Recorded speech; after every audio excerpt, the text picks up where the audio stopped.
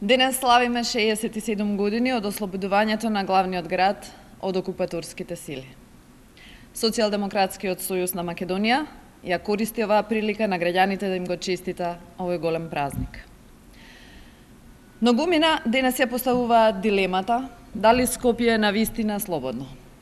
Со право се прашуваат дали визиите на оние кои ги вложија своите животи за слободно Скопје, за да овој град прерасне во вистинска метропола, навистина се остваруваат. За жал, реалноста е далеко од розова. Дури и добрите проекти, како проширувањето на булеварите и улиците, жичарницата, новите автобуси, стануваат клетва за сегашните и идните генерации.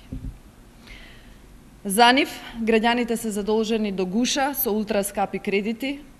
Владата за реализација на овие проекти спроведе крајно сомнителни јавни набавки, кои оддалеку мирисаат на тежок криминал. Срамно е инвестициите во градот да се партиски злоупотребени буџетски пари, кои владата му ги подарува на градот како да се донација, за реализација на партиските и маркетиншките потреби на Груевски. Коце Трајановски е обичен спроводник, сервис на владата, потписник и оверувач на забеганите идеи на неговиот налогодавач Груевски. Градот Скопје и останатите скопски општини се заложници на мегаломанијата, кичот и апетитите на урбаната мафија предводена од режимот. Градот е поделен меѓу владините коалициони партнери по принципот пола-пола. За едните е Калето и Скендербек, за другите е Плоштадот и Александар. Како што тргнале Груевски, Трајановски и ВМРО ДПМН, Скопје 2014 е на добар пат да ги чини граѓаните речиси 1 милијарда евра. Не беа доволно прескапите споменици и огромните хонорари за анонимните уметници, сега, згора на се, владата ќе го рекламира Скопје 2014 и во странските медиуми. А Скопје не е само Плоштадот. Додека централната власт ги инвестира народните пари во барок, во одредени скопски општини се живее како во среден век.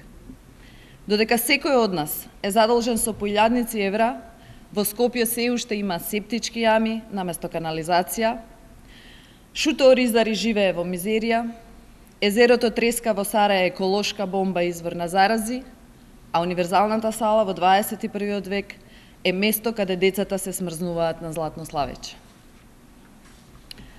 Сите големи вистински проблеми на скопјани не се решаваат. Напротив, буквално преку ноќ се прават измени во урбанистичките планови, спротивно на закон се уништуваат зелените површини во корист на урбаната мафија. Редно е, после милионските суми народни пари фрлени на бронза и мермер, градот Скопје да оддаде почит на ослободителите на главниот град. Жално е нивните споменици да стојат обезглавени и запуштени, освен ако Груевски и Трајановски свесно не одлучија да ги запостават за сметка на нивните споменици, кои се символ на нивната окупација. Благодарам.